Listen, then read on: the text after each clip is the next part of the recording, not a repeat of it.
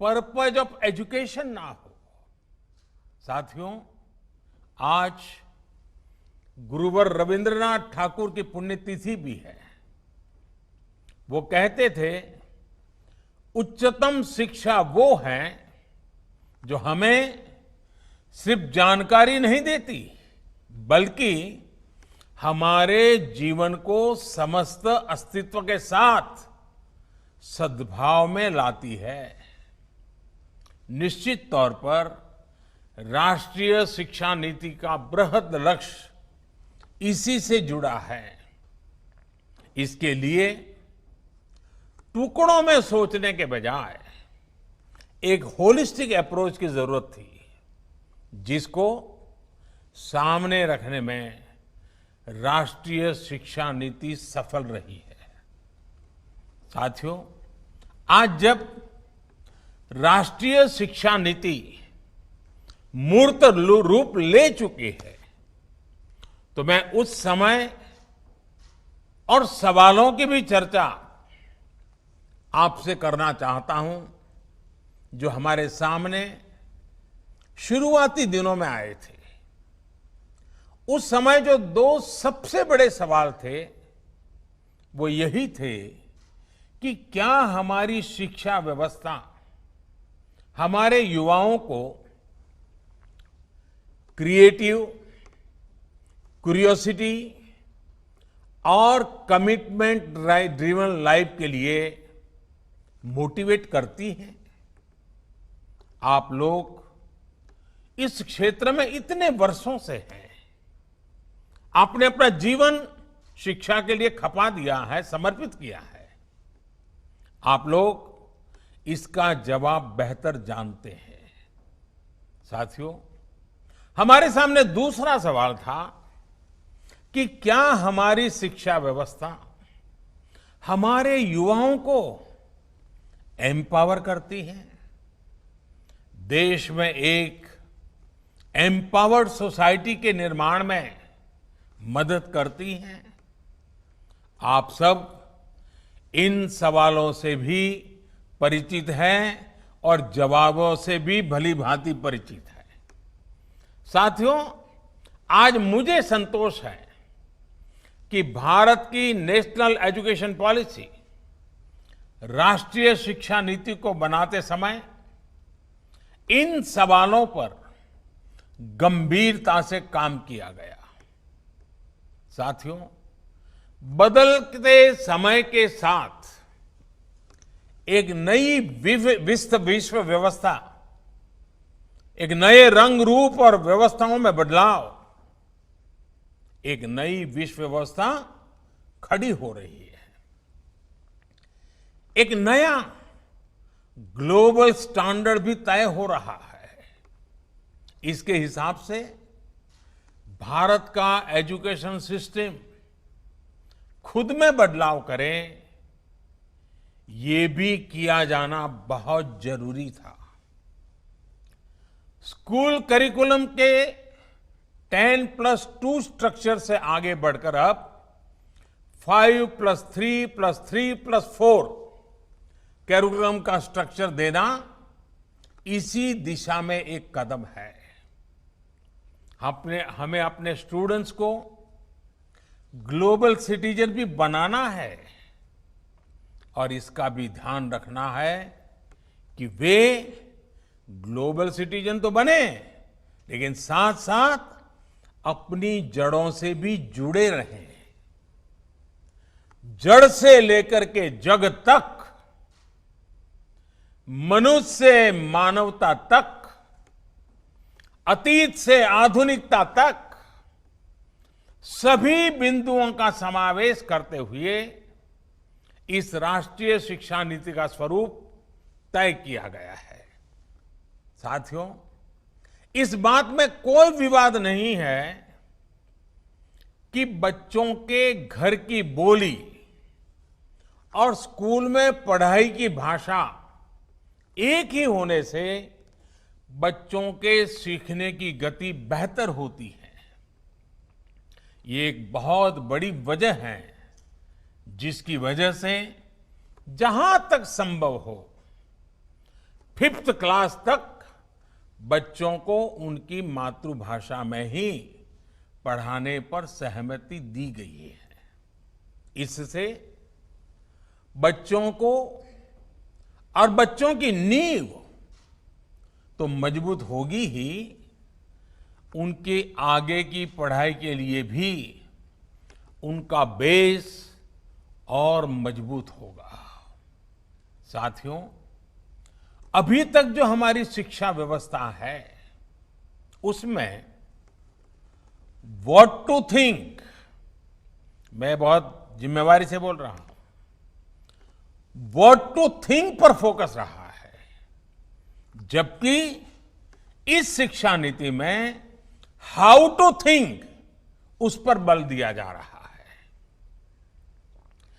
ये मैं इसलिए कह रहा हूं कि आज जिस दौर में हम, और ये दौर ऐसा है जहां इंफॉर्मेशन और कंटेंट की कोई कमी नहीं है, एक प्रकार से बाढ़ आई हुई है। हर प्रकार की जानकारी आपके मोबाइल फोन पर अवेलेबल है। जरूरी यह है कि कौन सी जानकारी हासिल करनी है, क्या पढ़ना है। इस बात को ध्यान में रखकर ही राष्ट्रीय शिक्षा नीति में प्रयास किया गया है कि जो पढ़ाई के लिए लंबा चौड़ा सिलेबस होता है, ढेर सारी किताबें होती हैं, उसकी अनिवार्यता को कम किया जाए।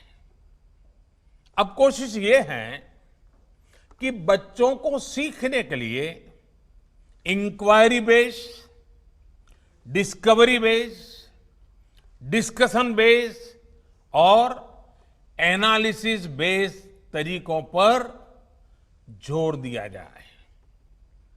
इससे बच्चों में सीखने की ललक बढ़ेगी और उनके क्लास में उनका पार्टिसिपेशन भी बढ़ेगा।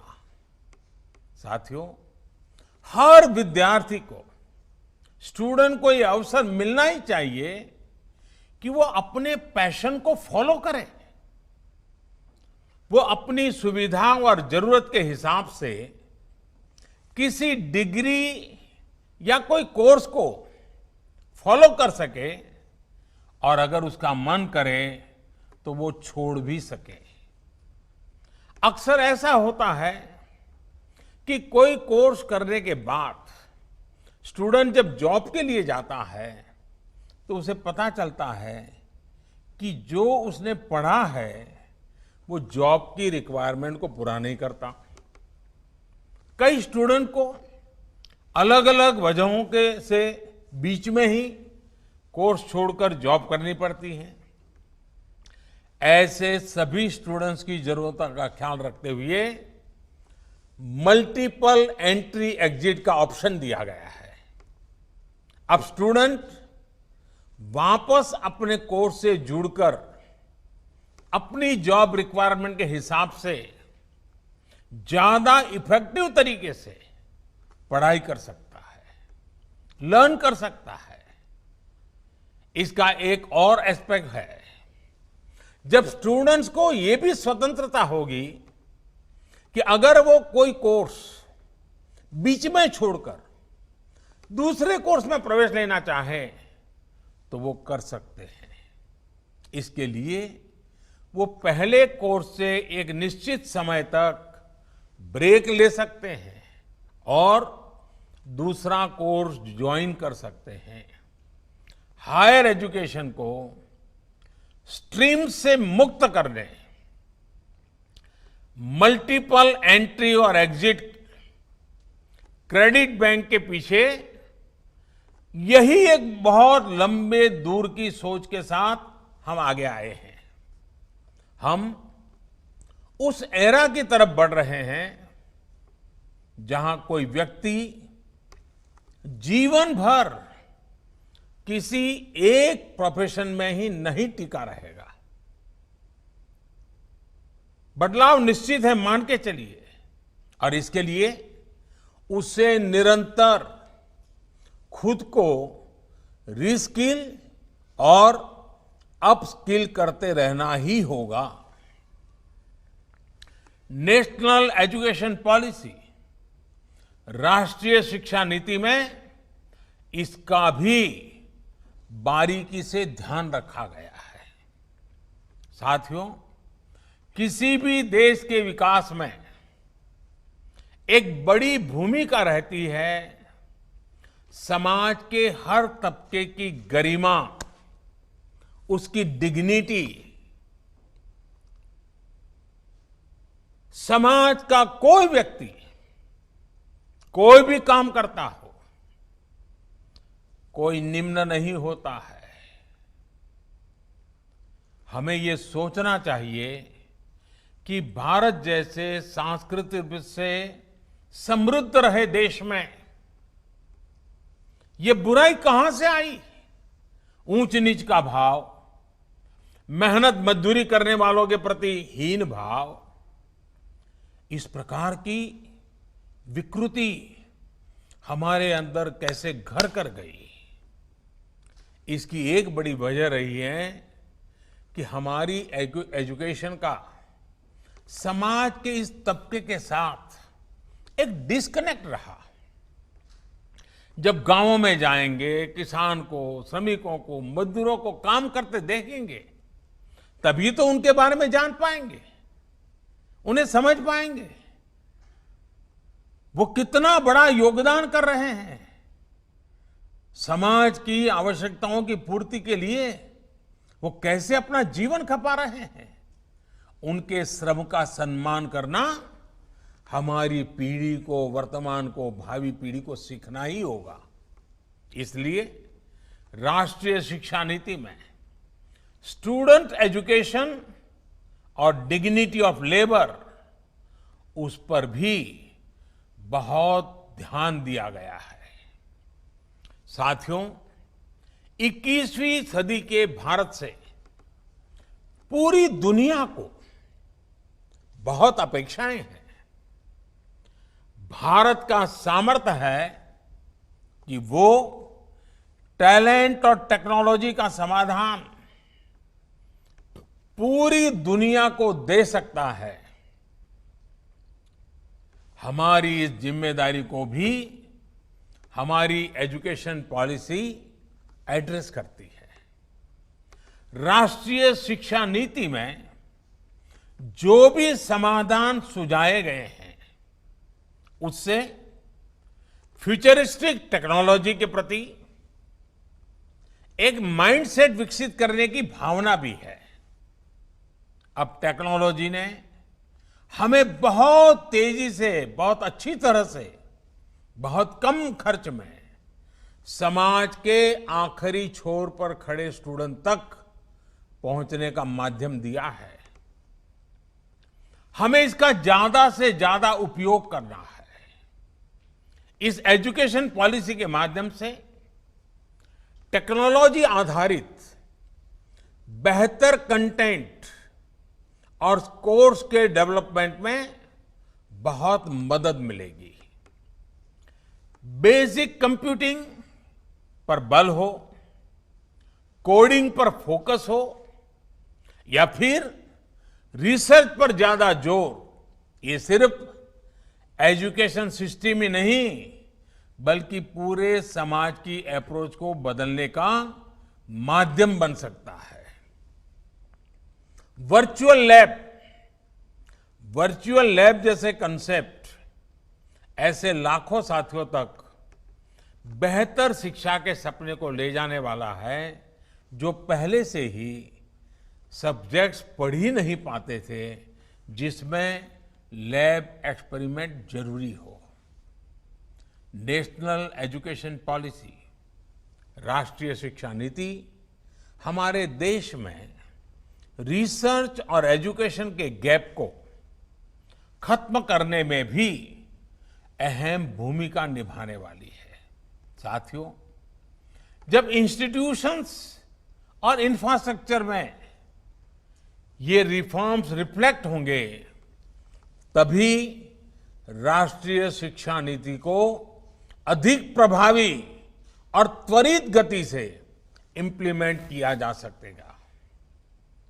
आज समय की मांग है कि इनोवेशन और एडॉप्शन की जो वैल्यूज हम समाज में निर्मित करना चाहते हैं वो खुद हमारे देश के इंस्टीट्यूशन से शुरू होनी चाहिए और जिसका नेतृत्व आप सबके पास है। जब हम एजुकेशन और विशेष हायर एजुकेशन को एम्पावर्ड सोसाइटी के निर्माता के रूप में खड़ा करना चाहते हैं तो इसके लिए हायर एजुकेशन इंस्टीट्यूशंस को भी एम्पावर करना जरूरी है।